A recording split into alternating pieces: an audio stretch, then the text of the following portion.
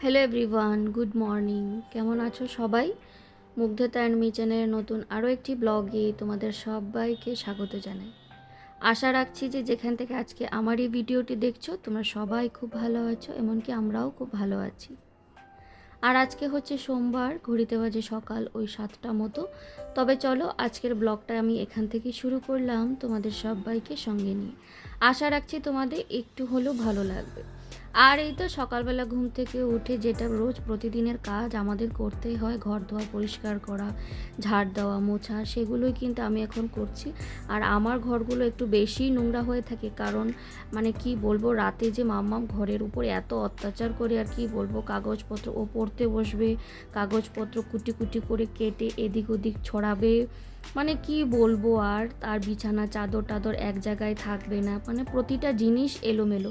সেটা তোমরা সকালে আমি যখন আমার ঘর পরিষ্কার করার আগে হয়তো তোমরা দেখতেই পাও বা দেখে হয়তো বুঝতেই পারো।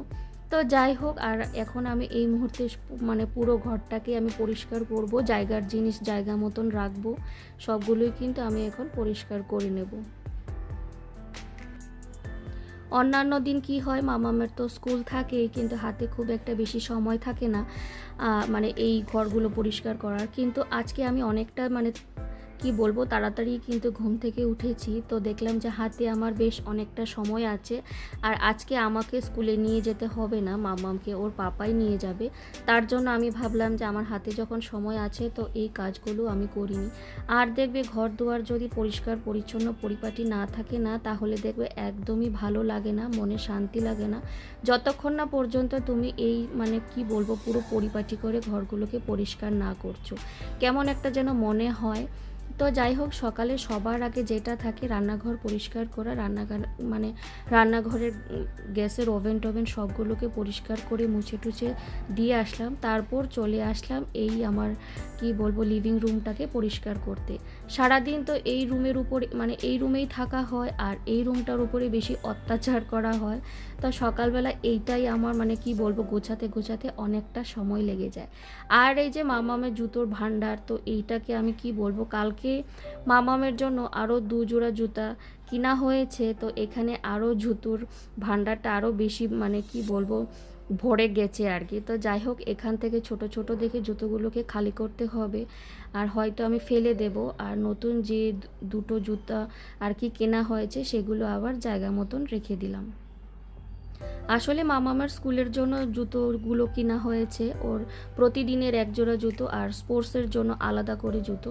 তো আমি দেখছি যে জায়গাটা একদম ভরে গেছে, তো আগের যেগুলো পুরনো ছিল সেগুলোকে আমি অন্য জায়গায় রেখে ভাবছি এগুলো তো ছোট হয়ে গেছে, তো এগুলোকে এখন আমি ফেলে দেব। তো যাই হোক, কথা বলতে বলতে বেশ অনেক জায়গাগুলো আমার পরিষ্কার হয়ে গেছে। আর এই যে বিছানাটাকে এখন আমি গুছিয়ে নেব। আর এই বিছানা তো বেশিক্ষণ গুছিয়ে রাখতে পারি না, চাদর কিন্তু আমার টান টান থাকে না। যতক্ষণ মাম্মাম স্কুলে থাকবে ততক্ষণ ঠিক আছে, কিন্তু ও যখন স্কুল থেকে এসে যাবে না, তখন কিন্তু প্রতিটা জিনিসের উপর, আমার বাড়ির প্রতিটা জিনিসের উপর অত্যাচার শুরু হয়ে যায়। সেটা বিছানা বলো বা বাড়ির যে কোনো জিনিসই বলো না কেন, বিছানার উপর হয়তো দেখবো জল টল এনে ফেলে দিল, বা দেখবো কিছু এনে ফেলে দিল আর কি। তো যাই হোক, কিছু করার নেই, কিন্তু তার মধ্যে থেকেই কিন্তু আমাকে এগুলো করতেই হবে। আসলে বাচ্চা থাকলে বাড়ি ঘর দুয়ার এলোমেলো তো হবে, কিন্তু তা বলে যে একদমই পরিষ্কার পরিচ্ছন্ন পরিপাটি রাখবো না, সেটা কিন্তু একদমই নয়। আমি আমার মতো যতটুকু সম্ভব, যতটুকু আমার সামর্থ্যে কুলায়, আমি কিন্তু ততটুকুই করে রাখার চেষ্টা করি। আর বাকিটা তো এখন ছোট বাচ্চা থাকলে যা হয়, ও তো সেটা দুষ্টুমি তো করবেই। তো যাই হোক, আমি কিন্তু আমার ঘর দুয়ার সকালে যে একবার পরিপাটি করি, তারপর কিন্তু সারাদিনে আমি আর করতেই পারি না, কারণ সারাদিন যখন আমি যতবার জায়গার জিনিস আবার জায়গা মতন রাখবো না, মাম্মাম কিন্তু আবার ফেলবে। ও যখন দেখবে আমি আবার জায়গা মতন রেখেছি, ও আবার ফেলবে। তো আমি কতবার এক কাজ করব বলো তো? তাছাড়া তো আমার সংসারে বাকি অন্যান্য আরও কিন্তু কাজ থাকে। তো তার জন্য আমি যে সকালে যে পরিপাটি করলাম সেটা কিন্তু আমি আর করব না, আর করব আবার কালকে। তো যতটুকু আবার না করলে না হয় ততটুকুই কিন্তু আমি আবার করি।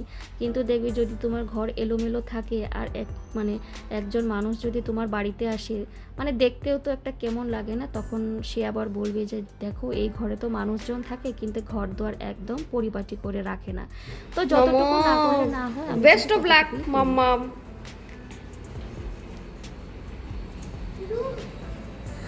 না, এই আচ্ছা ঠিক আছে, আমি ফটো তুলবো না, ঠিক আছে ঠিক আছে, যাও, বাই। হুম।